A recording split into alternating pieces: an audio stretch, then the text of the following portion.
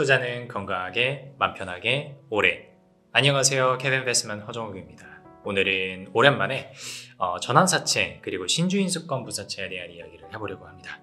제가 이렇게 종종 각 기업들이 발행했었던 조금 어려운 그런 자금 조달 책들에 대해서 정리해서 말씀을 드리는 거를 되게 도움을 많이 받아가시는 것 같아요. 그래서 2023년도 한 해 그래도 나름 유명하다고 하면 유명했던 기업인데, 하이드로리튬이라고 하는 기업에서 전환사채하고 신주인수권 부사채를 둘 다 발행을 했었더라고요. 근데 지금 화면으로 잠깐 보여드려 보면 이게 작년 연말에 한 12월 정도부터 해서 올해 1월 초까지 계속해서 이 전환사채의 전환권이 행사가 되고, 신주인수권 부사채의 신주인수권이 계속해서 행사가 되면서 이 기업과 관련해서 도대체 뭐 어떻게 해야 되느냐, 아예 뭐 건드리면 안 되는 기업 아니냐, 이런 질문을 수강생분들께서 주셨어요. 그래서 이 기업에 대해서 분석했던 내용들을 한 번 더 정리를 해서 여러분들한테 깔끔하게 정리를 좀 드려보고자 합니다. 하이드로리튬이 발행했었던 전환사채하고 신주인수권 부사채를 각각 정리를 좀 드려볼 테니까요. 함께 따라가 보시죠. 네, 먼저 전환사채에 대한 정리입니다. 지금 이제 보여드리는 화면 보시면요, 사채 1회라고 되어 있어요. 그러니까 이 회사가 뭐 그동안 전환사채를 엄청 많이 발행해 왔었던 건 아니고요. 딱 한 번 발행했습니다. 그래서 가장 처음 공시됐었던 게 재작년이에요. 2022년도 9월달 발행을 했었고요. 보시면은 권면 총액해서 500억 정도 나와 있죠. 그러면서 밑에 3번에 자금 조달의 목적해서 운영자금으로 500억을 쓰겠다 나와 있고요. 표면 이자율 1% 나와 있습니다. 그러니까 표면적으로는 만기까지 매년 1% 정도씩 이자를 지급을 하겠다라고 한 건데, 한국은 특이하게 만기 이자율 혹은 보장 수익률이라는 게 있다고 말씀을 드렸어요. 이건 뭐냐면, 혹시라도 채권자가 전환권을 만기까지 행사할 수 없는 상황이 돼서 원리금을 받아가야 되는 상황이 되면 우리가 연 2% 정도는 수익률을 보장을 해줄게 라고 한다는 얘기입니다. 그래서 만기일이 25년이니까 만기 한 3년 정도 잡았다라고 보시면 될 것 같아요. 그럼 조금 더 들어가서 전환사채니까, 전환사채는 전환권과 회사채가 합쳐진 거라고 말씀드렸죠. 처음 보시는 분들을 위해서 다시 한번 정리를 드려보면, 일반적으로 사채, 회사채라고 하면은 그냥 정해진 원금과 이자를 만기 때 받아가면 되는 겁니다. 근데 전환권이 끼어 들어가 있으면 채권자가 어떤 선택을 할 수 있냐면, 야, 내가 빌려준 돈을 나중에 내가 전환권 행사하면 그거 그대로 주식으로 바꿔줘 라고 하는 거예요. 그러니까 쉽게 말해서 유상증자할 대금을 채권의 형태로 미리 넣어둔 돈이다, 채권자가. 이렇게 이해를 하시면 될 것 같아요. 그러면 전환과 관련된 조건들이 어떻게 되어 있는지를 파악을 해야 다른 주주분들 입장에서는 내가 이 전환사채를 통해서 조금이라도 이득을 볼 수 있는 구조인지, 아니면은 이제 손해를 받게 되는 그런 구조인지를 볼 수 있다라고 말씀드렸죠. 그래서 전환가액 보시면은 한 주당 3,300원을 전환받을 수 있다는 거 보시고요. 그리고 500억 나누기 3,300원 하다 보니까 전환에 따라서 발행할 주식수 1,500만 주 정도 되어 있고요. 이게 전환사채에서 발행할 수 있는 전환 주식수가 굉장히 많더라고요. 그래서 보니까 전체 주식 총수 대비 비율이 40%가 주식이 증가할 수 있답니다. 비율적으로 치면 이런 거예요. 기존의 주식수가 100개가 있었다라고 하면 이 1,500만 주가 새로 발행이 되게 되면 전체 주식수가 100주에서 140주로 되는 그런 비중이라고 보시면 돼요. 그리고 전환 청구 기간은 작년 12월 1일부터죠. 예. 그래서 딱 작년 12월부터 전환 청구권 행사, 그리고 조금 있다가 신주인수권 부사채도 말씀드리겠지만, 걔도 전환 청구 기간이 작년 12월 1일부터 시작이었거든요. 그래서 그때부터 주가가 굉장히 많이 올랐었다 보니까 전환 청구권과 신주인수권이 계속해서 행사되었다, 이렇게 말씀드릴 수 있을 것 같아요. 그러면 방금 앞에서 한 주당 전환 가액이 3,300원이라고 했으니까, 채권자 같은 경우는 내가 전환권을 행사했을 때 실질적으로 이 회사 주식을 3,300원에 사는 개념이 되는 거죠. 그러면은 이 회사가 처음에 이 공시를 냈을 때 그때 당시 주가에 비해서 얼마나 채권자에게 싸게 받아갈 수 있는 수치였냐라고 해서 그때 당시 주가를 제가 좀 찾아봤어요.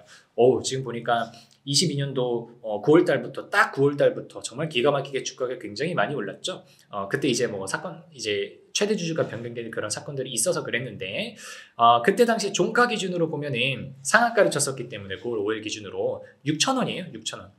네, 상한가를 쳐서 6,000원까지 올라간 주식이고 그 뒤로도 굉장히 많이 올랐는데 전환사채의 채권자들 같은 경우는 이 회사 주식을 3,300원에 굉장히 싸게 받아갈 수 있는, 물론 뭐 의도했는지 안 했는지는 뭐 그들만이 알겠죠. 하지만 결과론적으로 보면은 일반 주주들에 비해서 훨씬 더 싸게 가져갈 수 있는 아주 유리한, 채권자들에게 유리한 조건의 전환사채였다. 이렇게 보시면 될 것 같아요. 그래서 제가 궁금해서 찾아봤어요. 이 전환사채 투자네들이 누굴까? 3호 전환사채라고 하니까, 그래서 이제 그때 발행했었던 공시 맨 밑으로 내려가 보니까 2명의 친구들이 각각 250억 원씩 이 전환사채에 투자를 했었더라고요. 그래서 보니까 첫 번째로는 GP클럽이라고 하는 법인이 받아갔고요. 두 번째는 이름이 되게 비슷하죠. 리튬인사이트라고 하는 기업에서 각각 250억씩 받아갔어요. 그래서 제가 지금 이 페이지에서는 리튬인사이트는 공시대상 기업이 아니기 때문에 그 회사 주주들은 다음 장에서 말씀드릴 거고요. GP클럽은 그래도 감사보고서가 나오는 회사더라고요. 그래서 보니까 김정웅 씨가 48%, 박옥 씨가 아마 사모님이지 않을까 싶은데 그분이 32% 들고 있는 어떤 그냥 개인 비상장 법인이다. 이렇게 보시면 돼요. 아마 돈이 굉장히 많은 법인이시겠죠. 그래서 이 기업이 원래 하이드로리튬이라는 법인이 아니었는데 최대 주주가 바뀌면서 이름을 하이드로리튬으로 바꿨거든요. 그래서 그때 약간의 쩐주로서 지금 들어오셨던 게 아닌가, 이렇게 지금 예측이 됩니다. 그러면 리튬인사이트가 아무래도 이제 하이드로리튬의 이름이 비슷하다 보니까 조금 연관이 있는 거 아닐까 해서 좀 찾아봤어요. 그랬더니 자, 하이드로리튬의 최대 주주가 누구냐면요, 리튬플러스예요. 그래서 리튬플러스도 찾아보니까 리튬플러스의 최대 주주가 전웅 대표라고 있습니다. 예. 그래서 리튬인사이트와 전웅 대표의 관계가 없을까 해서 딱 찾아보니까 바로 튀어나오더라고요. 맨 밑에 스크린샷 한번 보세요. 리튬인사이트는 2018년 11월 설립된 비상장 회사인데요. 포스코 캠텍 주임연구원 출신 전웅 박사가 리튬인사이트의 대표래요. 그래서 두 분의 자녀와 함께 50% 지분을 갖고 있대요. 그러니까 사실상 리튬인사이트는 이미 하이드로리튬의 최대 주주가 리튬인사이트의 대표니까 결국에는 지분율을 늘리는 투자를 전환사채를 통해서 한 거다라고 정리를 드릴 수 있을 것 같아요. 그림으로 그려드려 볼까요?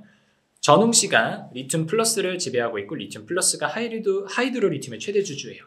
근데 전웅 씨가 별개로 리튬인사이트라고 하는 비상장 회사를 자기의 두 자녀분과 함께 들고 있는데 이 리튬인사이트에서 하이드로리튬에 투자를 한 거죠. 그래서 이게 뭐 엄청나게 악의적인 의도였다, 뭐 이렇게까지 해석하기는 조금 모호하긴 합니다만 정리를 좀 드려보면 2022년도 9월 10월 달경에 이제 최대 주주도 변경이 되고 전환사채도 발행을 하고 뭐 그때 당시 제3자 유상증자도 있었고 하는 과정에서 실질적으로 전웅 씨가 하이드로리튬에 대한 지배력을 확보했고요. 그리고 리튬인사이트를 통해서 자신의 지배력을 굉장히 저렴한 가격에 확대할 수 있는 어떤 그런 꼬다리를 남겨놨다, 이렇게 해석할 수 있을 것 같아요. 그리고 실제로 2023년도 12월 1일부터 전환 청구권이 계속해서 행사가 되었잖아요. 그래서 24년 초 제가 영상을 찍고 있는 요거 자료 준비했었던 기준으로 리튬 플러스가 하이드로리튬을 한 10% 정도 들고 있더라고요. 그리고 나서 리튬인사이트가 전환권을 모두 행사하잖아요. 그럼 전웅 씨가 실질적으로 하이드로리튬이라고 하는 상장사를 지배하는 지분율이 21% 정도로 올라간다. 이 전환사채를 통해서는 이렇게 정리를 좀 드려볼 수가 있을 것 같아요. 그 다음에는 신주인수권부사채 한번 정리해 보겠습니다. 먼저 전환사채는 제가 그동안에 영상을 몇 번 찍어서 아마 그 개념에 대해서 오늘 영상의 초반에서도 말씀드렸듯이 조금 익숙하실 거예요. 근데 신주인수권부사채는 되게 비슷하면서 많이 다르거든요. 그 차이를 한번 짚고 넘어갈게요. 자, 전환사채는 채권자가 전환권을 행사하면 내가 빌려줬던, 채권자 입장에서 내가 빌려줬던 사채 금액이 그대로 신주 발행하는 유상증자 대금으로 쓰이는 거예요. 근데 신주인수권부사채는 좀 달라요.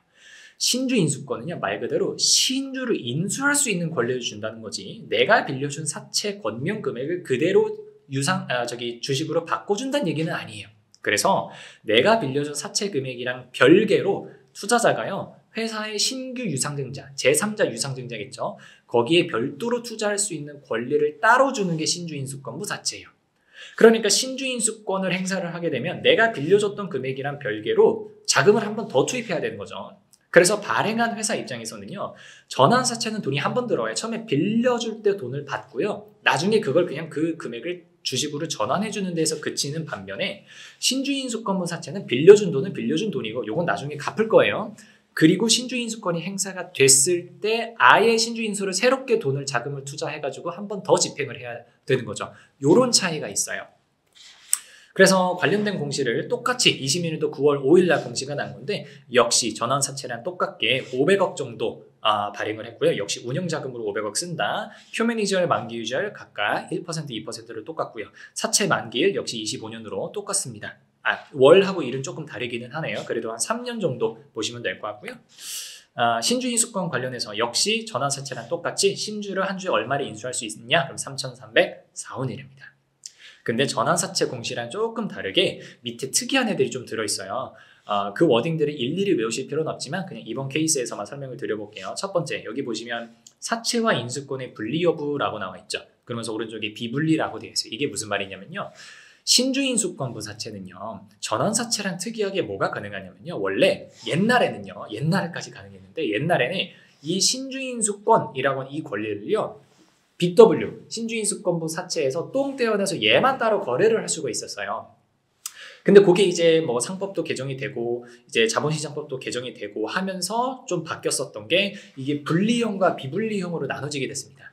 분리형은 요거를 따로 떼서 팔 수가 있어요. 근데 비분리형은 신주인수권부 사채에서 신주인수권만 따로 떼는 게 불가능한 조건의 BW를 비분리형이라고 합니다. 그래서 지금 이번 케이스 같은 경우는 신주인수권부 사채의 채권자가 요 신주인수권만 따로 파는 게 불가능한 BW 형태라고 보시면 돼요. 그리고 그 밑에 신주대금 납입 방법이라고 하면서 대용납입이라고 되어 있죠. 요거는 뭐냐면 아까 500억 빌려줬죠. 근데 원칙적으로는 이렇게 돼요. 500억은 내가 받는 거고요. 나중에 만기가 되면 지금 이자는 무시할게요. 원금 500억 받는 거고 그리고 똑같이 500억 다시 넣어야 돼요. 근데 이게 왔다 갔다가 불편하잖아요. 그래서 전환사채랑 거의 동일하게 야 그거 내가 넣은 500억 그냥 주식 내가 준 걸로 쳐 왔다 갔다 하지 말고 계좌 괜히 수수료 내지 말고 그냥 거기서 신주인수 산 걸로 쳐줘. 그러니까 전환사채랑 사실상 똑같아지는 거죠. 그렇게 가져가는 게 대용납입이라고 보시면 됩니다. 그리고 앞에서 전환사채랑 똑같이 발행할 주식수는 한 1,500만 주 정도가 발행이 되고요. 기존 주식수에 비해서 40% 올라가니까 그거 확인하시면 되고 역시 전환사채랑 비슷하게 신주인수권을 행사할 수 있는 기간이 2023년도 11월 말부터 그러니까 사실상 전환사채랑 거의 동일하죠. 그래서 그때부터 전환청구권 행사 공시랑 신주인수권 행사 공시는 거의 동일하게 같이 굉장히 빈번하게 떴었던 거죠. 역시 그래서 앞에서 주가 차트 보여드렸던 것처럼 한 주당 3,300원에 신주를 인수를 할 수 있다라고 하는 거는 이때 당시 공시가 난 날 종가였던 6,000원보다는 훨씬 더 싸게 거의 뭐 반값에 투자를 들어갈 수 있는 거니까 채권자한테 굉장히 유리한 조건에 투자했다. 이렇게 보시면 될 것 같아요. 그리고 역시 신주인수권부 사채도 보니까 여기는 GP클럽이라고 하는 친구가 또 250억을 신주인수권부 사채에 투자했어요. 그러니까 GP클럽은 전환사채에 250억, 신주인수권부 사채에 250억 투자를 했으니까 총 500억 투자하신 거고요. 앞에서의 전환사채는 또 다른 투자자가 리튬인사이트였는데 여기서는 좀 다른 친구가 들어와 있네요. 리튬클럽 사모투자조합 1호라고 하면서 여기서 250억을 썼대요. 그쵸? 그래서 저는 처음에는 그냥 추정으로는 리튬클럽 사모투자조합 요것도 그 대표이사인 실질적 오너인 전웅씨랑 관련이 있는가 보다라고 생각을 해서 찾아보니까 여기 밑에 보세요. 리튬클럽 사모투자조합 1호는 김지수씨 단독 출자자로 구성됐다. 그러니까 별도의 사모펀드 같은 거죠. 그래서 굉장히 돈이 많으신 250억 이상 최소 있으신 김지수씨가 투자한 그런 내역이다. 이렇게 보시면 될 것 같아요. 자, 그러면 여기서 이상한 느낌이 드실 수가 있어요. 자, 리튬인사이트가 투자한 거는 굉장히 전형적인 오너 일가가 지분율 확대를 싸게 하기 위한 어떤 나름의 택틱 같은 거니까 그거는 이해가 될 것 같아요. 그래서 전웅시의 지배력을 21%까지 올릴 수 있는 거. 그러면은 갑자기 의문이 드는 게 그럼 GP클럽하고 방금 전에 말씀드린 리튬클럽 사모투자조합은 뭐냐? 라고 하면은 요거는 그렇게 음모론적으로 생각하실 필요가 없는 게 그냥 얘네들은 쩐주입니다. 예, 전웅 씨가 앞에서 나왔던 것처럼 뭐 포스코 캠텍의 무슨 전임 연구원 출신이라고 하셨잖아요. 그러니까 뭔가 이제 기술력이 있는 그거를 갖고 있으신 분이겠죠. 그러니까 이분이 자기가 사업을 회사를 인수를 해서 하이드로 리튬으로 이름을 변경을 해서 그 기업을 키워가는 과정에서 자기 돈만 가지고는 아무래도 좀 어려우니까 GP클럽에서의 500억 투자 받고 여기 사모투자조합에서 250억 투자 받아서 이 쩐주들 돈을 가지고 쩐주들은 나중에 이제 뭐 부자가 돼서 떠나면 되는 거고 지배력, 경영권은 전웅 씨가 가지고 있는 거고 요렇게 짰다고 보시면 됩니다. 그래서 이 두 명 GP클럽하고 리튬클럽 사모투자조합은 그냥 쩐주다, 일반 투자자다 이렇게 보시면 되겠습니다.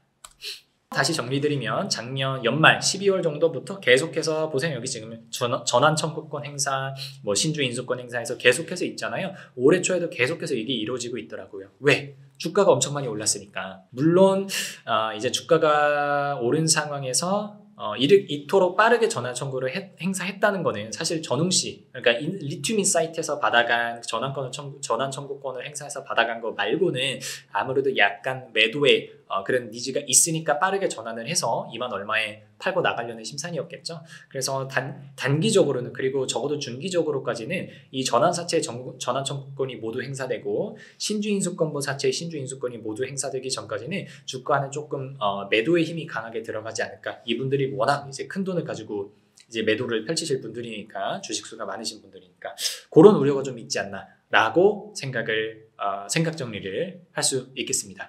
그래서 뭐 개인적으로는 항상 전환사채와 뭐 BW, 신주인수권부 사채 이런 케이스에 대해서 정리드리면서 말씀을 드리는 거지만, 애초에 CB하고 BW를 발행해야 되는 상황이 있는 기업 자체를 투자 안 하시는 게 주린이 분들께서는 마음이 편하시기는 해요. 하지만 또 리튬이라고 하는 거에 혹해서 또 작년에 들어가셔서 물리신 분들도 상당히 많은 걸로 제가 알고 있거든요. 그래서 그런 분들께 이번 정리가 좀 도움이 되셨으면 좋겠습니다. 너무 헷갈려 하실 필요는 없고요. 딱 지금 말씀드린 정도만 개념 정리하시면 충분히 투자하시는 데는 문제 없으실 걸로 사료가 됩니다. 오늘은 여기까지 하겠습니다. 감사합니다.